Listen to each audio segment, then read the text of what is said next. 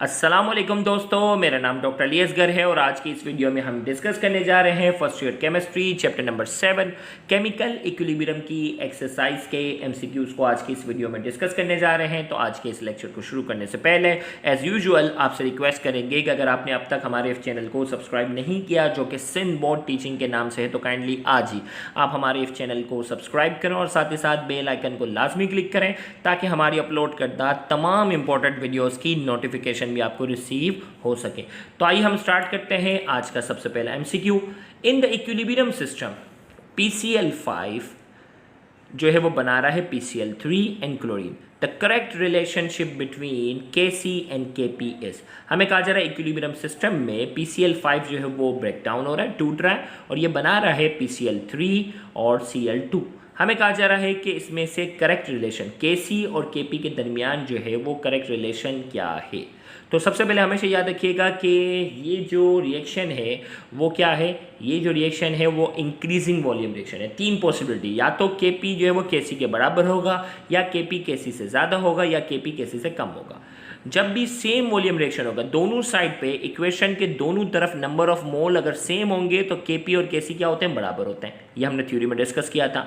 और इसी तरीके से अगर इंक्रीजिंग वॉल्यूम रिएक्शन होगा, यानी अगर यहाँ 1 मोल है और यहाँ इक्वेशन के उस तरफ जो है रिएक्टेंट साइड पर जो है वो 2 मोल है, तो इसका मतलब ये क्या कहलाता है, इंक्रीजिंग वॉल्यूम रिएक्शन। क्या कहलाता है, इंक्रीजिंग वॉल्यूम रिएक्शन कहलाता है। तो उस कंडीशन में Kp जो होगा वो Kc के मुकाबले में क्या होगा, Kp जो होगा वो Kc के मुकाबले में ज़्यादा होगा। और सेम इसी तरीके से अगर रिएक्टेंट साइड पर, ये प्रोडक्ट साइड है, सॉरी मैंने रिएक्टेंट साइड का वर्ड यूज़ किया, अगर जो है वो रिएक्टेंट साइड पे नंबर ऑफ मोल ज़्यादा हो और प्रोडक्ट साइड पे नंबर ऑफ मोल कम हो, तो उस कंडीशन में Kp जो होता है वो Kc के मुकाबले में क्या होता है, कम होता है।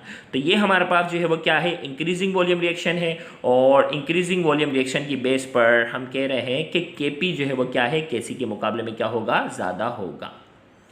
तो नेक्स्ट एमसीक्यू है, the equilibrium of which of the following reaction would not be affected by an increasing pressure. भाई यहाँ हमारे पास 4 इक्वेशन दे दी है और कहा जा रहा है कि अगर हम प्रेशर बढ़ाएंगे ना तो इनमें से कौन सा रिएक्शन है उसके ऊपर कोई फर्क नहीं पड़ेगा। तो याद रखिएगा, प्रेशर में हम बात करते थे ना, सेम वॉल्यूम रिएक्शन जो होते हैं, ली चैटलेट प्रिंसिपल में हमने पढ़ा था कि सेम वॉल्यूम जो रिएक्शन होते हैं, सेम वॉल्यूम रिएक्शन में जो है वो प्रेशर बढ़ाने से इक्वेशन पे कोई फ़र्क नहीं पड़ेगा। तो यहाँ क्या है, इंक्रीजिंग वॉल्यूम रिएक्शन है, यहाँ 2 मोल है, यहाँ 1 मोल है, यहाँ 2 मोल है। तो ये भी क्या है, डिक्रीजिंग वॉल्यूम रिएक्शन है। यहाँ 1 मोल और 1 मोल, 2 मोल हो गए और यहाँ 2 मोल, सेम वॉल्यूम रिएक्शन है, इसके ऊपर प्रेशर बढ़ाने से कोई फर्क नहीं पड़ेगा। यहाँ 2 मोल है और यहाँ 1 मोल है और यहाँ जबकि 2 मोल है, टोटल 3 मोल है ये।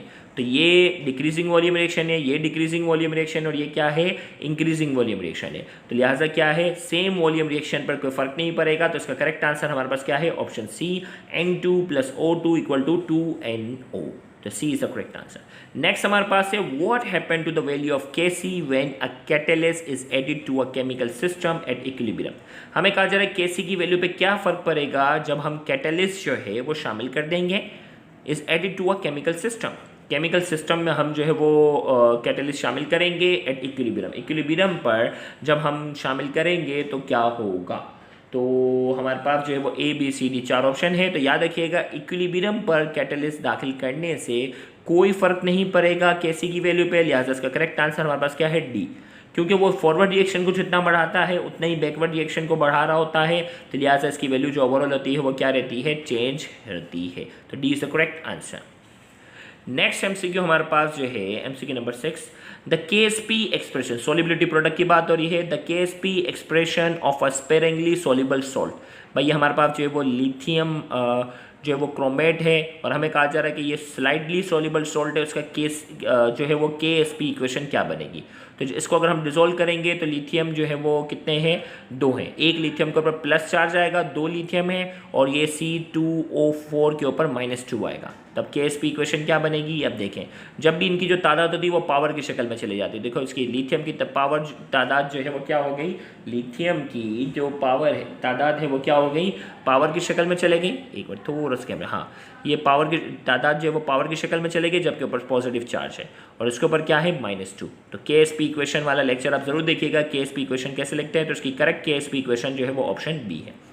नेक्स्ट हमारे पास है, if the equilibrium expression of a reversible reaction is. हमारे पास एक रिएक्शन दे दिया गया है, इक्विलिब्रियम एक्सप्रेशन है, हमें कहा जा रहा है बैलेंस इक्वेशंस की क्या होगी। तो याद रखिएगा ये हमारे पास जब भी होता है केएसपी इक्वेशन आपने जब लिखी होगी तो केएसपी इक्वेशन के अंदर हम क्या करते हैं, केएसपी इक्वेशन के अंदर हम जो है वो हमेशा प्रोडक्ट को ऊपर लिखते हैं, रिएक्टेंट नीचे लिखते हैं। तो ये रिएक्टेंट आ गया, ए प्लस बी जो है रिएक्टेंट साइड पे आ जाएगा और प्रोडक्ट जो होगा वहाँ चले जाएगा और पावर जो होता है वो उसके नंबर ऑफ मोल को शो कर रहा है, तो ये आगे आ जाएगा। तो क्या होगा, A plus B equal to 2C, क्या होगा इसका आंसर होगा, तो D is the correct answer. Next हमारे पास है the equilibrium N2 plus O2 बराबर है 2NO और इसकी एंथैल्पी की वैल्यू पॉजिटिव है, is affected by a change in. अब भाई किस चीज़ में चेंजेस लाएंगे तो इसके ऊपर फर्क पड़ेगा। अब देखो भाई सेम वॉल्यूम रिएक्शन है, प्रेशर का कोई फर्क नहीं पड़ेगा, हट गया। Is affected by change in, pressure पे कोई फर्क नहीं पड़ेगा, टेम्परेचर पर फर्क पड़ेगा क्योंकि ये क्या है, ये है एंडोथर्मिक रिएक्शन और एंडोथर्मिक रिएक्शन का जब हम टेम्परेचर बढ़ाते हैं तो रिएक्शन क्या होता है, प्रोडक्ट जो है वो ज़्यादा बनता है, टेम्परेचर का फर्क पड़ेगा। इसमें कह रहा है बहुत टेम्परेचर प्रेशर नहीं, प्रेशर का कोई फर्क नहीं पड़ेगा। उसमें कह रहा है neither temperature not pressure, temperature और प्रेशर दोनों का कोई फर्क नहीं पड़ेगा। तो लिहाजा इसका करेक्ट आंसर हमारे पास क्या हो गया, करेक्ट आंसर हमारे पास है option A, temperature only is the correct answer. Next हमारे पास है इन द रिएक्शन, एक रिएक्शन दिया गया है, ए प्लस बी मिलकर बना रहे हैं 2C, the equilibrium constant Kp equal to Kc because. हमें कहा जा रहा है कि ए प्लस बी मिलकर बना रहे हैं 2C और इसका इक्विलिब्रियम कांस्टेंट जो है वो क्या है, Kp और Kc बराबर है। Kp और Kc क्यों बराबर है, क्योंकि नंबर ऑफ मोल दोनों साइड पे क्या है, सेम है। तो नंबर ऑफ मोल दोनों साइड पे सेम है, इसका मतलब नंबर ऑफ मोल में कोई तब्दीली नहीं आ रही। देखो ये लिखा हुआ डेल्टा, डेल्टा का मतलब चेंज, तो जिसके अंदर मोल के अंदर कोई चेंजेस नहीं आ रहे ना, 1 + 1 2 और यहाँ पे भी 2, तो चेंज इन वॉल्यूम जो है वो क्या है, वॉल्यूम नंबर ऑफ मोल के अंदर कोई तब्दीली नहीं आ रही, तो इसका मतलब चेंज इन नंबर ऑफ मोल क्या है, 0 के बराबर है, तब्दीली कुछ भी नहीं ना। यहाँ पे 2, यहाँ पे भी 2, 2 - 2 कितना हो गया, 0। तो इसका मतलब करेक्ट आंसर हमारे पास क्या हो गया, इसका करेक्ट आंसर हमारे पास ऑप्शन डी है, डेल्टा n इक्वल टू 0। तो Kp और Kc जब भी बराबर होंगे इसका मतलब डेल्टा n इक्वल टू क्या होगा, 0 होगा। नेक्स्ट हमारे पास है the term active mass use in the law of mass action. Law of mass action के अंदर जो है, एक मिनट थोड़ा सा, हाँ, लॉ ऑफ मास एक्शन के अंदर जो है वो क्या होता है, एक्टिव मास का वर्ड यूज होता है, वो किसको शो करता है, number of mole, number of molecule, mole पर dm³ या ग्राम पर dm³। तो एक्टिव मास का वर्ड जो है वो किसको शो कर रहा होता है, कंसंट्रेशन को। किसको शो करता है, कंसंट्रेशन को वो शो कर रहा होता है। तो लिहाजा इसका करेक्ट आंसर हमारे पास क्या है, मोल पर dm³ is the correct answer. Next हमारे पास है NaCl when added to an aqueous silver chloride solution. भाई सोडियम क्लोराइड को जब हम शामिल करेंगे एक्वस सिल्वर क्लोराइड सोल्यूशन में तो क्या होगा, decrease the solubility of AgCl, increase the solubility of AgCl, form a clear solution, does not affect. तो NaCl को जब भी हम एक्वस सिल्वर क्लोराइड सोल्यूशन में शामिल करेंगे तो क्या होगा।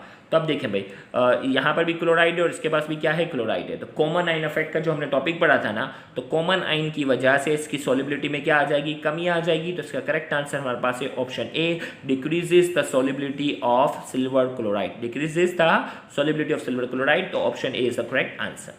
नेक्स्ट हमारे पास है some reactions are nearly to completion in the forward direction and identified by their। भाई कुछ रिएक्शन जो होते हैं ना वो फॉरवर्ड डायरेक्शन में कंप्लीशन की तरफ होते हैं और उसकी पहचान हमें कैसी होती है। ऑप्शन ए में कहा जा रहा है very high value of Kc, option B में कहा जा रहा है very low value of Kc, option C में कहा जा रहा है very high value of delta H और ऑप्शन डी में कहा जा रहा है very low value of delta H। तो फॉरवर्ड रिएक्शन जो ऑलमोस्ट कंप्लीट हो रहा होता है उसकी Kc की वैल्यू जो होती है वो बहुत हाई होती है, क्योंकि Kc की वैल्यू में जो है वो प्रोडक्ट जो होता है वो हमेशा नोमिनेटर में होता है। तो फॉरवर्ड रिएक्शन ऑलमोस्ट कंप्लीट है तो प्रोडक्ट क्या होगा, बहुत ज़्यादा होगा। तो Kc की वैल्यू भी क्या होगी, बहुत ज़्यादा। तो इसका करेक्ट आंसर हमारे पास क्या है, very high value of Kc is the correct answer. तो ऑप्शन ए हमारे पास इसका जो है वो करेक्ट आंसर है। तो यहाँ जाकर chapter number 7 first year chemistry के MCQ डिस्कशन यहाँ मुकम्मल हुई। इंशाल्लाह नेक्स्ट लेक्चर में नए चैप्टर की MCQ डिस्कशन करेंगे। थैंक यू वेरी मच, अल्लाह हाफिज़।